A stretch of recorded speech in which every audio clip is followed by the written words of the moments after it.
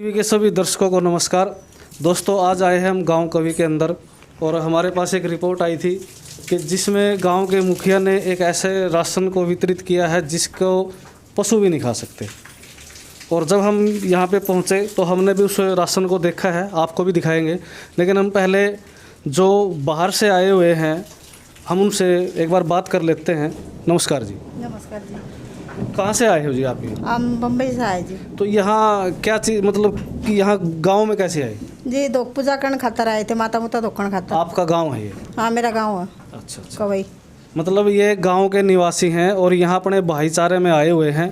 तो आप लॉकडाउन के बाद आए या पहले आए थे? नहीं जी, पहले आए थे हम तो 2.5 महीने हो गया, हम बताया ना। 2.5 महीने हो गए। हाँ।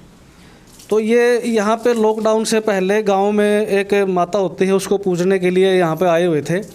और जब इनके जाने का टाइम हुआ तो उस वक्त 22 तारीख को लॉकडाउन लग चुका था।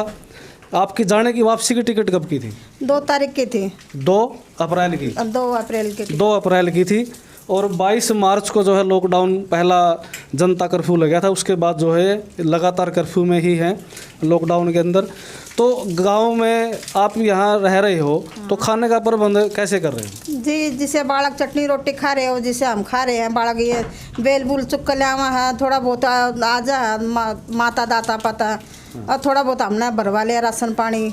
परिवार इतना बड़ा है हमारा, तो कोई छोटा मोटा तो। दोस्तों, मैं आपकी जानकारी के लिए बता दूं, ये कोई जमींदार परिवार नहीं है। ये एक वाल्मीकि समुदाय से संबंध रखते हैं और बहुत ही यहाँ की जो स्थिति है, मैंने यहाँ के देखा है, काफ़ी बड़ी फैमिली है, बच्चे भी हैं। तो गुजारा कैसे हो रहा है यहाँ पे?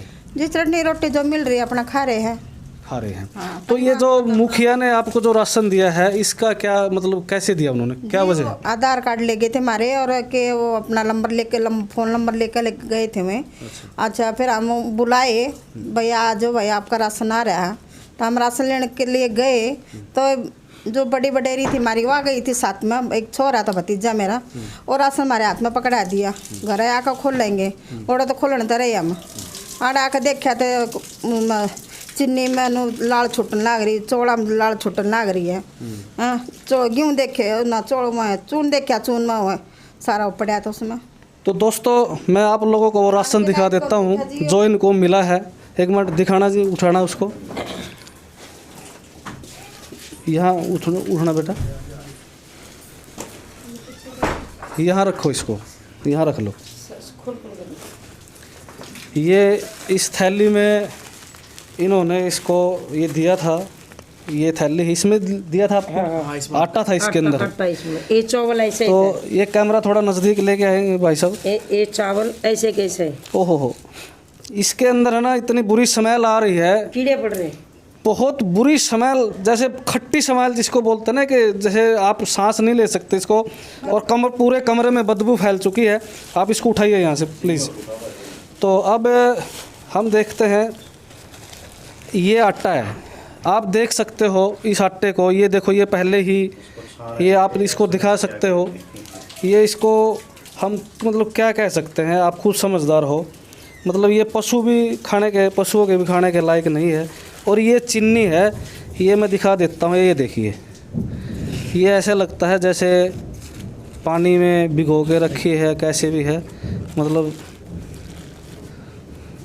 बहुत बुरा हाल है। मतलब ये कह सकते हो, आप समझ सकते हो कि ये सिर्फ, मुझे लगता है कि सिर्फ एक अपनी, वो कहते हैं ना, प्रसिद्धि के लिए, अपने ये दिखाने के लिए, फ़ोटो खींचने के लिए। हाँ भाई, हमने आजकल एक ट्रेंड चला हुआ है कि हम 10 रुपये का दान करते हैं, 6 आदमी उसको हाथ लगा के ऐसे फ़ोटो खिंचवाते हैं। यानी कि वो बेचारा भूख से नहीं मरेगा, लोगों के एहसान से दब जाएगा, उसके दब से मर जाएगा कि भाई इतने लोगों ने इसको इतना बड़ा एहसान कर दिया। आजकल ये ट्रेंड चला हुआ है।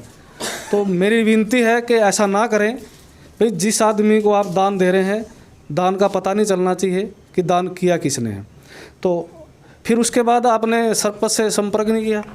जी, कह गए थे जी उसने धमका का, बोले कि वो आए, किस लिए आए आप यहाँ पर दे दो इसको। हाँ जी। माता जी गई। नमस्ते जी। नमस्ते। मैं गई थी, छोड़ दो इसको, कोई बात। मैं गई थी। हाँ जी। और एक लड़का था मेरे साथ में। अच्छा। मैं बोला आदमियों की बात आदमी में होती है। हाँ। वो आदमी वो लड़के को धमका के बोलो कैसा आ गया तुम इधर क्यों आया, उधर ही डुक्कर को सूर को डाल दे।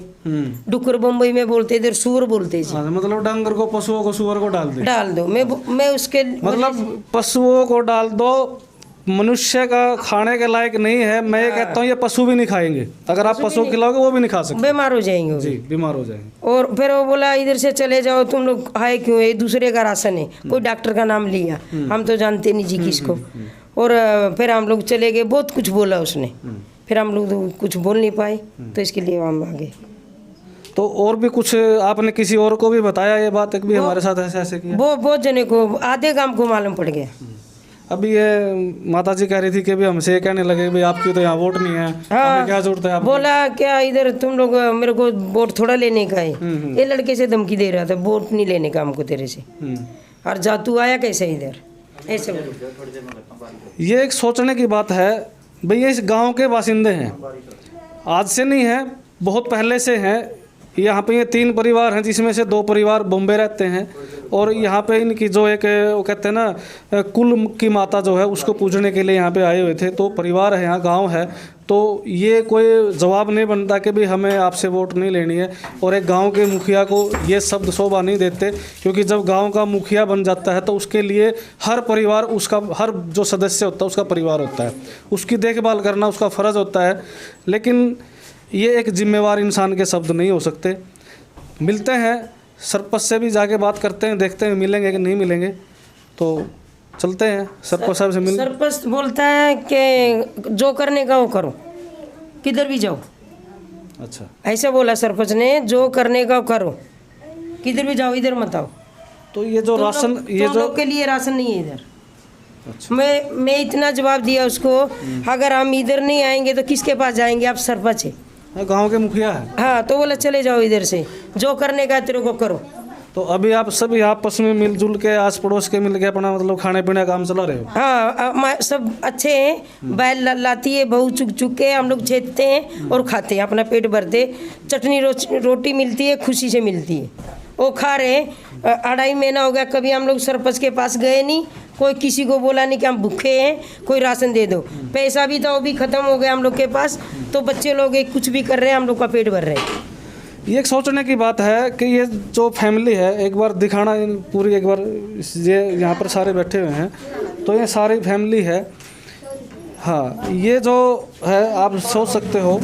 और जितना ये जो राशन दिया गया है, ये राशन मेरे ख्याल से ये 1 टाइम का राशन है, 1 टाइम का राशन भी पूरा नहीं हो सकता। और ये भी ऐसी हालत में है कि इसको जानवर भी नहीं खा सकते।